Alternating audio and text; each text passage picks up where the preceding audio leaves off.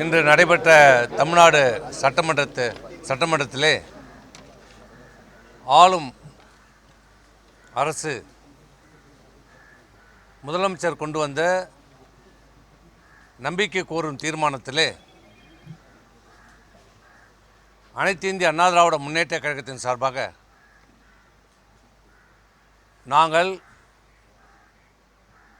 25 பெரும்பான்மை சட்டமன்ற உறுப்பினராக கொண்ட அனைத்து இந்திய அண்ணா திராவிட முன்னேற்ற கழகம் இன்றைக்கு ஆளும் தமிழக வெற்றி கழகத்தின் தலைவர் மாண்புமிகு திரு விஜய் தலைமையிலான அரசுக்கு ஆதரவாக இன்றைக்கு வாக்களித்திருக்கிறோம்.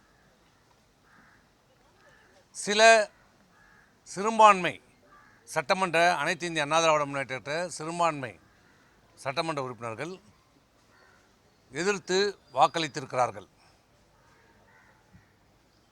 இது தொடர்பாக முன்னாள் முதலமைச்சர் இன்றைக்கு எடப்பாடி பழனிசாமி அவர்கள் சில பத்திரிகை வாயிலாக சில கருத்துக்களை சொல்லியிருக்கிறார். நான் பொதுச் செயலாளர், அனைத்து இந்திய அண்ணா திராவிட முன்னேற்ற கழகத்தின் பொதுச் செயலாளராக இருக்கிறேன். என்னால் நியமனம் செய்யப்பட்ட பொதுச் செயலாளரால் நியமனம் செய்யப்பட்ட கொறடா உத்தரவை மீறி வாக்களித்திருக்கிறார் என்று சொல்கிறார். இதுவே முற்றிலும் தவறான ஒரு கருத்து. சட்டப்பூர்வமாக சட்ட ரீதியாகவும் முழுமையான தவறான ஒரு கருத்தை இன்றைக்கு பொதுவெளியிலே தெரிவித்திருக்கிறார். பொதுச் செயலாளர் கொறடாவை நேரடியாக நியமனம் செய்ய முடியாது. சட்டமன்றம் புதிதாக தேர்ந்தெடுக்கப்பட்ட சட்டமன்ற உறுப்பினர்கள் ஒரு இயக்கத்திலே இப்போ அனைத்து இந்திய அண்ணா திராவிட முன்னேற்ற கழகம் எடுத்துக்கொண்டால் தேர்ந்தெடுக்கப்பட்ட 47 சட்டமன்ற உறுப்பினர்கள் சட்டமன்ற குழு கூட்டம் நடைபெற வேண்டும். அந்த சட்டமன்ற குழு கூட்டத்திலே சட்டமன்ற குழு தலைவர் தேர்ந்தெடுக்கப்பட வேண்டும், துணைத் தலைவர் தேர்ந்தெடுக்கப்பட வேண்டும், கொறடா தேர்ந்தெடுக்கப்பட வேண்டும். இதுதான் சட்டம், இதுதான் மரபு, இதுதான் இதுவரை நடந்திருக்கிறது. ஆனால் இங்கே அவர் சொல்லியிருக்கிற கருத்து அனைத்து இந்திய அண்ணா திராவிட முன்னேற்ற கழகத்தின் பொதுச் செயலாளராகிய நான் நியமனம் செய்த கொறடா. பொதுச் செயலாளர் கொறடாவை நியமனம் செய்ய முடியாது. சட்டமன்ற உறுப்பினர்களால் தேர்வு செய்யப்பட்ட சட்டமன்ற தலைவர், சட்டமன்ற உறுப்பினர்களால் தேர்வு செய்யப்பட்ட கொறடா, இவர்தான் ஒரு கட்சியினுடைய கொள்கை முடிவுகளை இந்த சட்டமன்றத்தில் எப்படி செயல்பட வேண்டும் என்பதை சொல்கின்ற போது அந்த தேர்ந்தெடுக்கப்பட்ட கொறடா அனைத்து சட்டமன்ற உறுப்பினர்களுக்கும் உத்தரவுகளை கொடுப்பார். இதுதான் நடைமுறை. எல்லா கட்சியிலையும் அதான் நடைமுறை, சட்டமன்றத்திலையும் அதுதான், நாடாளுமன்றத்திலையும் அதுதான் நடைமுறை. ஆனால் இன்றைக்கு புதிதாக ஒரு விளக்கத்தை அவர் கொடுத்து கொண்டிருக்கிறார். அவருக்கு தெரியாததில்லை, புரியாததில்லை. ஏற்கனவே பணியாற்றியிருக்கிறார். தன்னுடைய பலவீனத்தை, தங்களுக்கு ஆதரவு இல்லை என்பதை மறைப்பதற்காக இப்படி தவறான ஒரு தகவலை இன்றைக்கு சொல்லி இருக்கிறார். இன்னொன்று, நான் சட்டமன்ற உறுப்பினர்களால் தேர்வு செய்யப்பட்டேன் என்று சொல்லியிருக்கிறார். அது முற்றிலும் பொய், தவறு, உண்மைக்கு புறமான செய்தி, அப்பட்டமான பொய், வடிகட்டிய ஜம்மு காலத்தில் வடிகட்டிய பொய். அவர் சொல்கின்ற சட்டமன்ற உறுப்பினருடைய கையெழுத்தை பெற்றதாக சொல்லுகின்ற அந்த 47 பேர் எப்போ, எங்கே, எதற்காக பெற்றார் என்று அவரால் சொல்ல முடியுமா? எப்போது சட்டமன்ற கூட்டம் நடைபெற்றது, எந்த தேதியிலே நடைபெற்றது, எங்கே நடைபெற்றது, தீர்மானம் நிறைவேற்றினார்களா? அந்த தீர்மானம் இப்போ 47 பேர் சட்டமன்ற உறுப்பினர்கள் கையெழுத்து போட்டு கொடுத்ததாக சொல்கிறார்கள். அப்படி என்றால் அந்த தீர்மானம் நோட்டிலே அந்த தேதியிலே எந்த தேதியிலே நடைபெற்றது, என்ன அஜெண்டா வைக்கப்பட்டது, என்ன தீர்மானம் நிறைவேற்றப்பட்டது, அந்த தீர்மான புக்கிலே இந்த 47 சட்டமன்ற உறுப்பினர்களும் கையொப்பம் இட்டிருக்கிறார்களா என்பதை அவருக்கு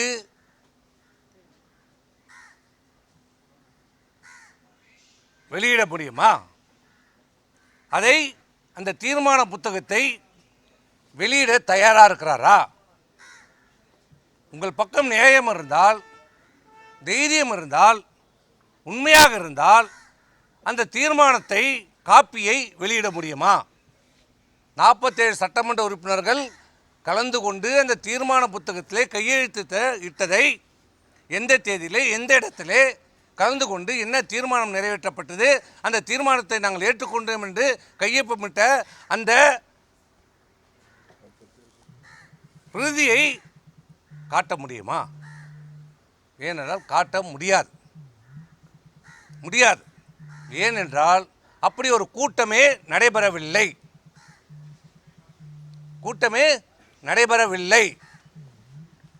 ஒரு ஃபோட்டோவை காட்டுவார், நாங்கள்லாம் அமர்ந்திருக்கிற மாதிரி. அது கூட்டமில்லை.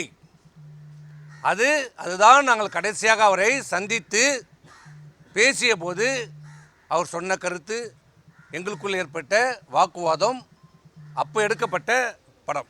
சரி, படத்தை காட்டட்டும், ஆனால் நோட்டை காட்ட முடியுமா, கையொப்பத்தை காட்ட முடியுமா?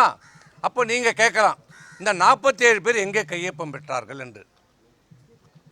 அது வேறு நோக்கத்திற்காக வேறு இடத்திலே அனைத்து சட்டமன்ற உறுப்பினர்களும் பாண்டிச்சேரியிலே தங்க வைக்கப்பட்டிருந்த போது, உங்களுக்கு எல்லோருக்கும் தெரியும், அன்றைக்கு முன்னாள் முதலமைச்சர் அவர்கள் பாண்டிச்சேரிக்கு சென்றார். இரவு நேரத்தில் சென்றார், வேகமாக சென்றார், யாரையும் அழைக்காமல் சென்றார்.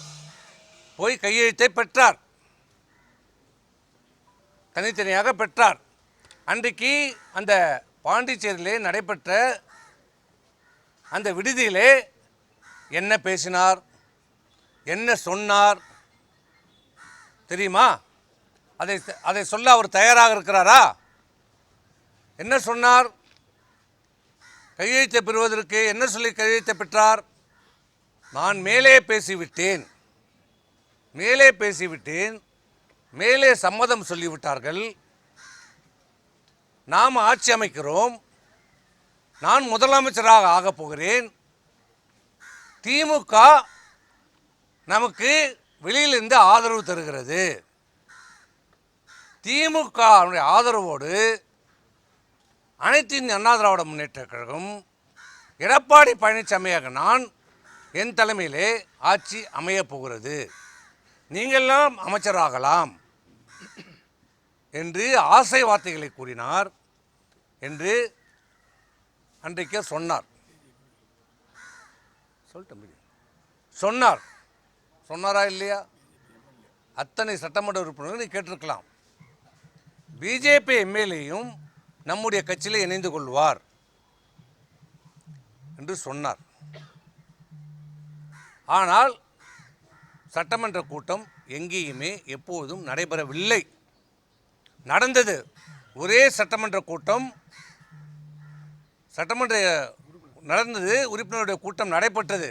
8ஆம் தேதி எங்களுடைய தலைமையில் அனைத்து இந்திய அண்ணா திராவிட முன்னேற்ற கழகத்தில் சட்டமன்ற கூட்டம் நடைபெற்று பெரும்பான்மையான சட்டமன்ற உறுப்பினர்கள் திரு வேலுமணி அவர்களை சட்டமன்ற தலைவராகவும் திரு விஜயபாஸ்கரை கொறடாவாகவும் தேர்வு செய்யப்பட்டு 8ஆம் தேதி கூட்டம் நடைபெற்றது.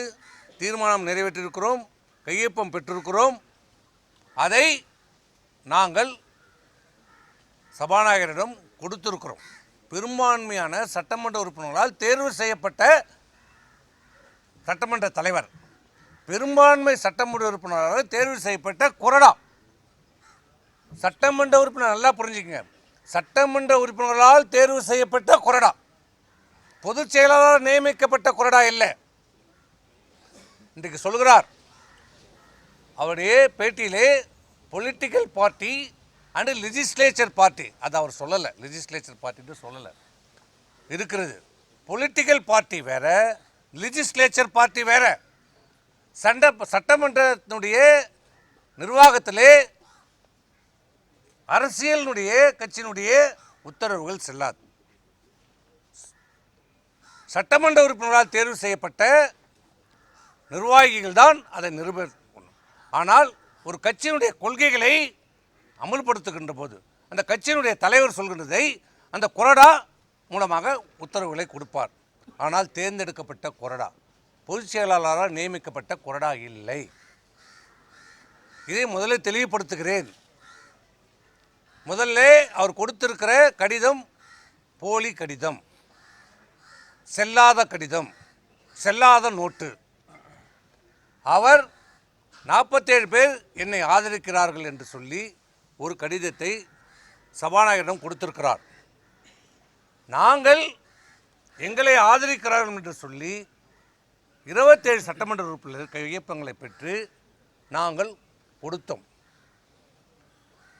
புதிதாக தேர்வு செய்யப்படுகிற சட்டமன்றத்திலே அந்த கட்சியினுடைய உறுப்பினர் ஒரு கட்சியினுடைய உறுப்பினராக தேர்வு செய்யப்பட்டு சபாநாயகரிடம் கொடுத்த பிறகு சபாநாயகர் அது அங்கீகரிக்கப்பட வேண்டும். இப்போ திமுகவில் கொடுத்துருக்குறாங்க, எதிர்க்கட்சி தலைவர் மாண்புமிகு உதயநிதி ஸ்டாலினை தேர்ந்தெடுத்திருக்கிறாங்க, அவர் அங்கீகரிச்சிருக்கிறார். அதேமாரி காங்கிரஸில் தேர்ந்தெடுத்திருக்கிறாங்க, விடுதலை சிறுத்தையில் தேர்ந்தெடுத்திருக்கிறாங்க. ஒவ்வொரு கட்சியிலையும் தேர்ந்தெடுக்கப்பட்ட நிர்வாகிகள் பட்டியலை கொடுத்திருக்கிறார்கள், அங்கீகரிக்கப்பட்டிருக்கிறது. இன்றைக்கு திமுக, காங்கிரஸ், விடுதலை சிறுத்தை, கம்யூனிஸ்ட் எல்லாரும் கடிதமும் இன்னைக்கு அங்கீகரிக்கப்பட்டிருக்கிறது. பாட்டாளி மக்கள் கட்சி ஒன்றை தவிர, அண்ணா திமுக, அனைத்து இந்திய அண்ணா திராவிட முன்னேற்ற கழகத்தை தவிர இன்று வரை, இந்த நிமிடம் வரை அங்கே நிர்வாகிகள் பட்டியல் அங்கீகரிக்கப்படவில்லை. என்ன காரணம்? இந்த பக்கம் 47 பேர் கையெழுத்தை, போலியான கையெழுத்தை, நடக்காத ஒரு கூட்டத்திற்கு வேறு எதற்கோ ஒரு சம்பவத்துக்காக பெறப்பட்ட கடிதத்தை தன்னை தேர்ந்தெடுக்கப்பட்டதாக சொல்லி கொடுத்திருக்கிறார். இந்த பக்கம் நாங்கள் பெரும்பான்மை சட்டமன்ற உறுப்பினர்கள் தேர்வு செய்யப்பட்ட திரு வேலுமணி அவர்களுடைய கடிதத்தை கொடுத்திருக்கிறோம். 2 கடிதமும் இப்போ சபாநாயகனுடைய, அன்றைக்கு இடைக்கால சபாநாயகர் இருந்தார், நேற்று தான் சபாநாயகர் தேர்வு நடந்திருக்கிறது. இப்போ அந்த கடிதம் அங்கே இருக்கிறது. இப்படி போலியான ஒரு கடிதம் கொடுத்திருக்கிறார் என்று தெரிந்தவுடனே அடுத்த அரை மணி நேரத்திலே அதற்கு ஆட்சேபனை கடிதத்தை நாங்கள் கொடுத்து விட்டோம்.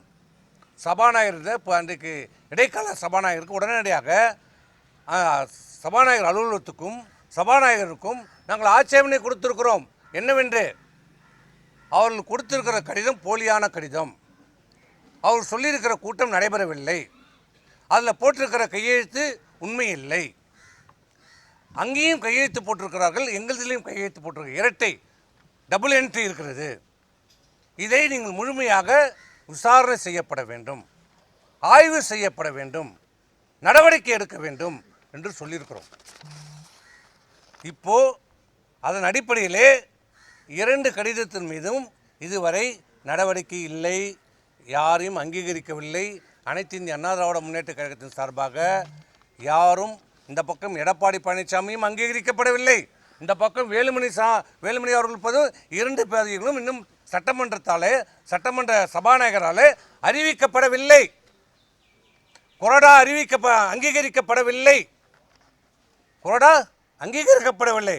அப்போ அங்கீகரிக்கப்படாத போது அங்கீகரிக்கப்படாத ஒரு கொறடா உத்தரவு எப்படி சொல்லும்? செல்லாது. ஒன்று.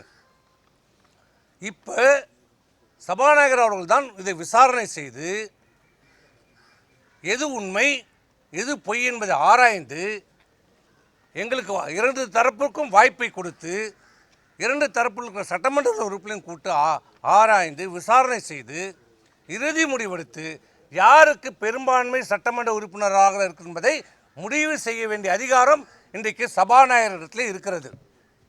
இப்போ அவர் இடத்துல தான் இருக்குது. இப்போ முடிவு அவர் தான் சொல்லணும். யாருக்கு பெரும்பான்மை சட்டமன்ற உறுப்பினர் இருக்கிறார்களோ அவர் தான் அங்கீகரிக்கப்படுவார். இதுதான் சட்டம், இதுதான் நீதி, இதுதான் அதான். இதை எல்லாம் மூடி மறைத்து விட்டு எதுவுமே நடக்காதது போல, எதுவுமே தனக்கு தெரியாதது போல இன்றைக்கு அவர் பேட்டி அளித்திருக்கிறார். இப்போ இன்றைக்கு பத்திரிகைகளே சொல்லியிருக்கிறார். நாங்கள் இப்போ இருக்கிற உண்மையை பட்டவர்த்தனமாக சொல்லி இதான் நிலைமை. இப்போ நான் எங்கள் பக்கமாக அங்கீகரிச்சுட்டா நாங்கள் ஒன்றும் எங்களுக்கு சொல்லலை, எங்கள் கொறடாக்கு அதிகாரம்னு நான் சொல்லலை. இப்போ ரெண்டு பக்கமே அங்கீகரிக்கப்படாமல் இருக்கிறது. தலைவரும் இல்லை, கொறடாவும் இல்லை. அங்கீகரித்தாதான் அதுக்கு பதவி வரும், அதுக்கு உயிர் வரும். இதுதான் நிலைமை.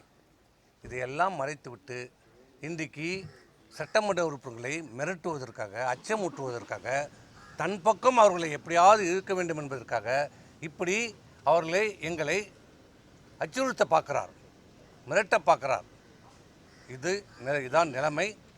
இன்னொன்று சொல்லுகிறார், ஏதோ அனைத்து இந்திய அண்ணா திராவிட முன்னேற்றத்தில் இருக்கிற சில முன்னாள் அமைச்சர்கள் பதவி ஆசைக்காக இன்றைக்கு ஆளும் கட்சியோடு ஆதரவாக வாக்களித்திருக்கிறார் என்று. யாருக்கு பதவி ஆசை, யாருக்கு என்பதை அவர் மனசாட்சியை தொட்டு சொல்ல வேண்டும். நான் சொல்கிறேன், உங்களுக்கும் புள்ள இருக்குது, எனக்கும் புள்ள இருக்கிறான், கேட்டுக்கோ. முன்னாள் முதலமைச்சர் அவர்களே, உங்களுக்கு ஒரே புள்ள, எனக்கு ஒரு பையன் ஒரு பொண்ணு. இந்த இடத்துல இப்போ சொல்கிறேன், உங்களுக்கு தைரியம் இருந்தால் வாங்க, என் புள்ளையை கொண்டாந்து நிறுத்துறேன், உன் புள்ளையை கொண்டாந்து நிறுத்தா, என் புள்ளை மேலே தலை மேலே சத்தியம் அடிச்சு சொல்கிறேன். நீங்கள் சொன்னது என்ன என்ன என்ன என்ன சொன்னீங்க? திமுகவோடு உங்களுக்கு உறவும் இல்லை எதுமா? என்ன சொன்னீங்க? 4ஆம் தேதி தேர்தல் முடிந்து வெற்றி பெற்ற சான்றிதழ் வாங்குகிறோம். நான் 6:30 மணிக்கு வாங்குகிறேன். வாங்கிட்டு உடனே வீட்டில் கொடுத்துட்டு சென்னைக்கு கிளம்பிட்டேன். வந்து கொண்டே இருக்கிறேன். ஒரு 7:30 மணி இருக்கும் நான் செங்கல்பேட்டை தாண்டும் போது. யார் என்று பேரெல்லாம் கேட்காதீங்க, அதெல்லாம் கேட்காதீங்க, சொல்ல மாட்டேன். திமுகவிலிருந்து 2 முன்னாள் அமைச்சர்கள் எங்கள் லைனுக்கு வர்றாரு. என்னடா இவங்களுக்கு சம்மந்தமே இல்லையே, நம்ம கூட வராங்க. முதல்ல நம்பர் தெரியாமல் எடுத்துட்டேன். நான் தான் பேசுகிறேன். என்ன பார்த்து நல்ல பதவியை வாங்கிக்கணும் வாங்க. நம்ம தோத்துட்டோம், என்ன நல்ல அமைச்சர், என்ன வாங்கினா என்னமோ பேசுகிறாரு, ஒன்றும் புரியல விட்டேன். அப்புறம் இன்னொரு அமைச்சர் வராரு. இல்லை என்னன்னா, நான் 5 வருஷமாக கண்டுக்கல, இப்போ தான் ஃபோன் பண்ணிக்கலன்னு கேட்டேன். இல்லை எல்லாம் நல்லபடியாக போகுது, எல்லாம் நல்லா பார்த்துங்க, நல்லா அமைச்சர் என்னமோ சொல்கிறாங்க, எனக்கு ஒன்றும் புரியல. நாங்கள் தோல்வி இதில் அந்த சங்கடத்தில் விட்டுட்டோம். நைட்டு வந்துட்டோம். காலையில் தான் என்னுடைய விஷயமே எங்களுக்கு புரியுது. காலையில் எங்களுக்கு செய்தி வருகிறது, பொய்ச்சாளர்லேருந்து என்னன்னு பேசுகிறாரு, நம்ம ஆட்சி அமைக்கிறோம். என்ன சொல்கிறீங்க? திமுக நமக்கு ஆதரவு தருகிறது, வெளியிலேருந்து ஆதரவு தருகிறார்கள். நான் டெல்லியில் பேசிட்டேன், எல்லாம் முடிஞ்சிருச்சு. திமுக ஆட்சியில் பங்கெடுக்கலை, அவங்க வெளியிலேருந்து நமக்கு ஆதரவு தருகிறாங்க. அந்த கூட்டணியில் இருக்கிறவங்களுக்கு மட்டும் ஒரு அமைச்சர் கொடுங்க, மீதி எல்லாம் நீங்கள் எடுத்துங்க, நமக்கு ஒரு 25 அமைச்சர்கள் கிடைக்கும். நான் கேட்டேன், இது எப்படின்னா? இந்த இயக்கம் ஆரம்பிக்கப்பட்டது எதனால? திமுகவை எதிர்த்து தொடங்கப்பட்ட இயக்கம். திமுக ஒரு தீய சக்தி, அது அழிக்கப்பட வேண்டும் என்று சொல்லி தொடங்கப்பட்ட இயக்கம். புரட்சித் தலைவர் எம்ஜிஆரால் தொடங்கப்பட்ட இயக்கம் அனைத்து இந்திய அண்ணா திராவிட முன்னேற்ற கழகம், தொண்டரால் தொடங்கப்பட்ட இயக்கம். அந்த இயக்கத்தில் சட்டமன்ற உறுப்பினரா, நாடாளுமன்ற உறுப்பினரா, அமைச்சரா, ஏன் இந்த மிகப்பெரிய பதவி தமிழ்நாட்டினுடைய முதலமைச்சரா, இந்த கட்சியினுடைய பொதுச்செயலாளராக இருக்கிற இவர் 54 ஆண்டு காலம், ஒரு தலைமுறை இல்லை, 2 தலைமுறை இல்லை, 3 தலைமுறையாக எங்கள் அப்பா மாவட்ட செயலாளர் எம்பி, இப்போ நான் இருக்கிறேன். அதேமாதிரி இவருடைய அப்பா சேர்மன், இவங்க எல்லாருமே இங்கே இருக்கிற பெரும்பாலும் பார்த்தீங்கன்னா ஒரு தலைமுறை 2 தலைமுறை. இதுவரைக்கும் திமுக எதிர்த்து நாங்கள் அரசியல் செய்து கொண்டு இருக்கிறோம். இப்படி பார்த்த எங்களை திமுக ஆதரவோடு ஆட்சி அமையும் என்று நீங்கள் எப்படி சொல்கிறீங்க? இது என்ன நியாயம் என்று கேட்டேன். இல்லைப்பா, எல்லாரும் இருந்தோம், வெல்மணி இருந்தோம், அங்கே இருந்தோம், எல்லாரும் இருக்கிறோம். இன்றைக்கி சொல்லலாம், ஏன் கேபி முனுசாமி இருந்தார், அவர் உடனே அதுக்கு ஆமான்ட்டார், அது வேறு. எது உடனே அதுக்கு ஒத்துக்கிட்டார். ஆமாம் கரெக்ட் தான் பண்ணுங்கன்ட்டார். அது வேறு.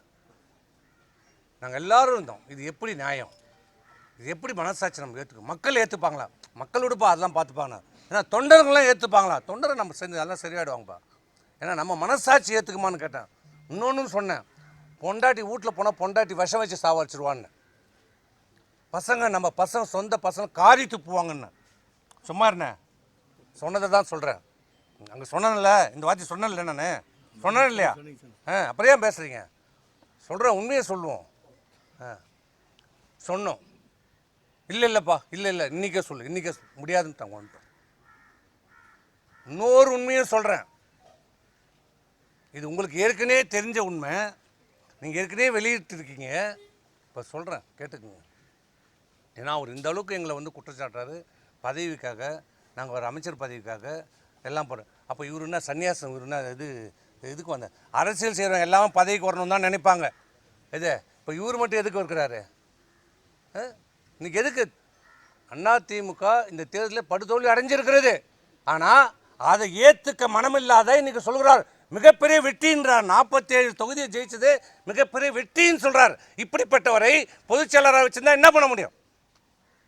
இது வெற்றியா? மிகப்பெரிய தோல்வி சொல்கிறார்.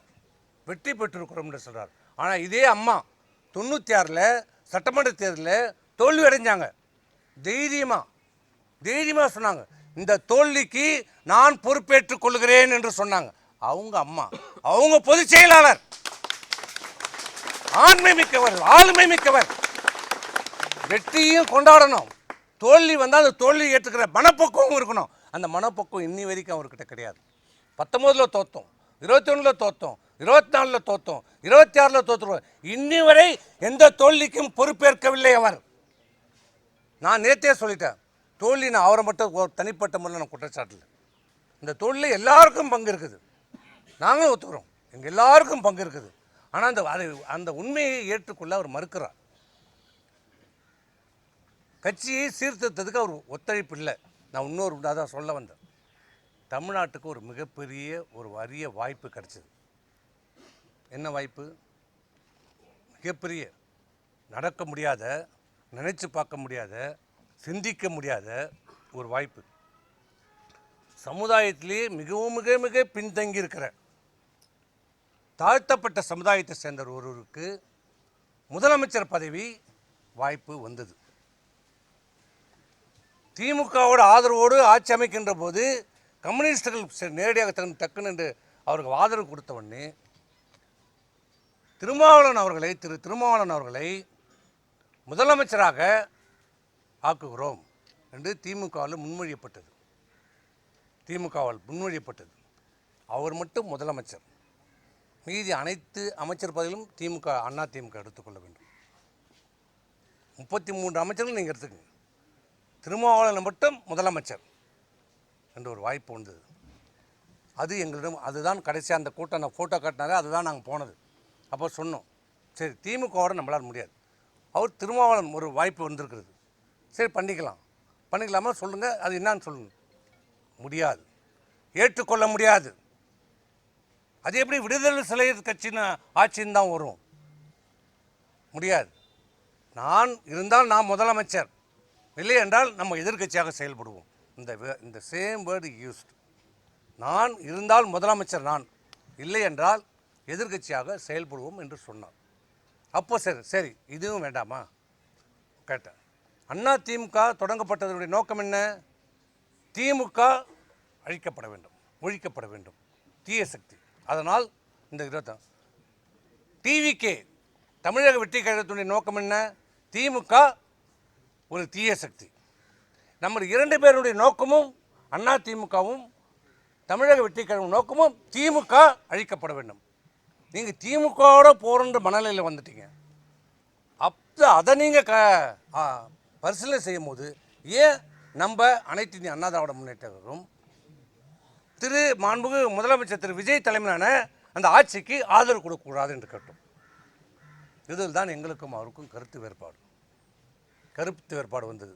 அவர் எந்த எதுக்கும் ஒத்துக்கொள்ளவில்லை என்றதால் தான் நாங்கள் வந்துவிட்டோம். இதுதான் நடந்த உண்மை. இதுதான் நடந்த உண்மை. இதில் எந்த விதமான ஒளிவு மறைவே கிடையாது. எங்கள் மனசில் இருக்கிற உண்மையை இன்றைக்கி எல்லாத்தையும் சொல்லிட்டோம். எந்த காலத்துலேயும் இன்றைக்கி சொல்கிறார், நான் கையெழுத்து போட்டு தானே இவர்கள் எம்எல்ஏ ஆனார்கள். ஏஃபம் உண்மைதான். பொதுச் செயலாளர் கையெழுத்து போட்டு தான் ஆகணும். அந்த பொதுச் செயலாளர் உருவாக்குறது யார்? இந்த தொண்டர்கள். இவரா சுயமா வந்துட்டாரா பொதுச் செயலாளரா? யார் உருவாக்குறது? இந்த உலகத்துக்கே தெரியும், இந்த ஊருக்கே தெரியும், இந்த தமிழ்நாட்டில் இருக்கிற அனைத்து தொண்டர்களுக்கும் தெரியும், மக்களுக்கு தெரியும் யார் உருவாக்குனது. அவ்வளோதான். இதுக்கு மேலே நாங்கள் எதுவும் சொல்ல விரும்பலை. இப்போ சொல்வது அனைத்து இந்திய அண்ணா திராவிட முன்னேற்ற கழகம்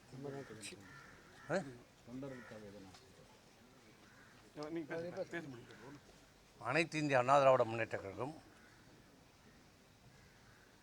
எங்களுடைய தலைமையிலான அனைத்து இந்திய அண்ணா தலைமையிலான நாங்கள் இன்றைக்கு சட்டமன்றத்தில் பெரும்பான்மை உறுப்பினர் இன்றைக்கு ஆதரித்து வாக்களித்திருக்கிறோம். ஒரே நோக்கம், ஒரே எண்ணம். என்ன காரணம் என்றால் எங்களுடைய நோக்கமும் ஆளும் டிவிகேவுடைய நோக்கம் ஒன்று தான். திமுக அப்புறப்படுத்த வேண்டும், திமுக அகற்றப்பட வேண்டும். இதே ஒரே நோக்கம், ஒரே காரணத்திற்காக தான் இன்றைக்கி அனைத்து இந்திய அண்ணா திராவிட முன்னேற்ற கழகம் டிவிகே இந்த ஆட்சிக்கு ஆதரவு அளித்திருக்கிறோம். இதுதான் ஒவ்வொரு அடிமட்ட தொண்டனுடைய உயிர் நாடி. அவன் ரத்த நரம்பு எல்லாம் திமுக எதிர்ப்பிலே வாழ்ந்தது. அதுதான் எங்களுக்கு. இதை தவிர்த்து வேறு எந்த நோக்கமும் இல்லை, வேறு எந்த இதுவும் கிடையாது. ஆகவே இன்றைக்கு தவறான செய்திகளை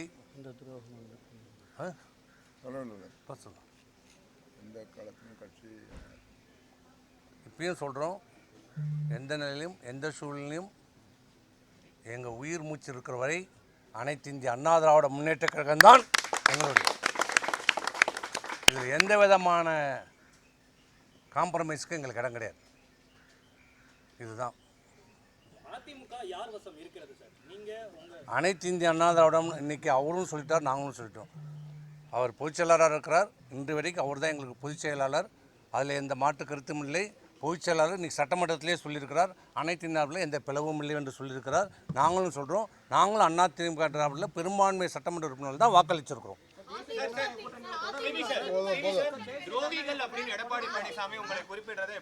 யார் என்னையா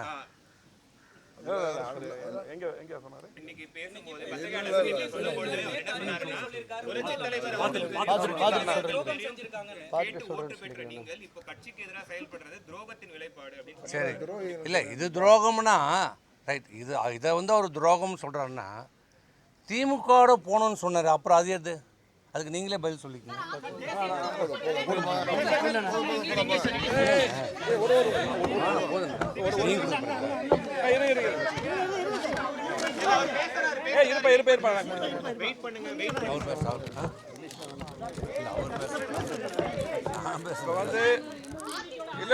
இருங்க. எல்லா கேள்விக்கும் நமது மாண்பு முன்னாள் அமைச்சர் சி.வி. சண்முகம் பதில் சொல்றார். அதாவது சட்டமன்றத்தை பொறுத்தளவுக்கு இல்லை, சட்டமன்றத்தில் பெரும்பான்மை சட்டமன்றம் நம்ம இருந்தோம். அதே போல் எங்கள் தலைமையில் இருந்தது. அதுதான் அண்ணன் சொன்னாங்க. அது மட்டும் இல்லை, இன்றைக்கி எல்லா பக்கம் ஊடகங்கள் எல்லாமே என்ன அதிமுக உடைக்கிறாங்க அப்படிங்கிற மாதிரி அவங்க ஒரு ஒரு டீம் வச்சு எலெக்ஷனுக்கு முன்னாடி ஒரு இந்த மாதிரி செயல்பட்டால் பரவாயில்ல, ஒரு ஐடிவி இங்கே வச்சு இப்படி பண்ணிகிட்ருக்காங்க. ஆனால் அது மட்டும் இல்லை, நாங்கள் ஒரே ஒரு கேள்வி தான் கேட்குறோம். இன்றைக்கி 19 தேர்தல், 21 தேர்தல், 26 தேர்தல் இந்த மாதிரி நம்ம தோல்வி அடைஞ்சிருக்கிறோம். இதை ஆய்வு செய்கிறதுக்கு மட்டும்தான் நாங்கள் பார்த்திங்கன்னா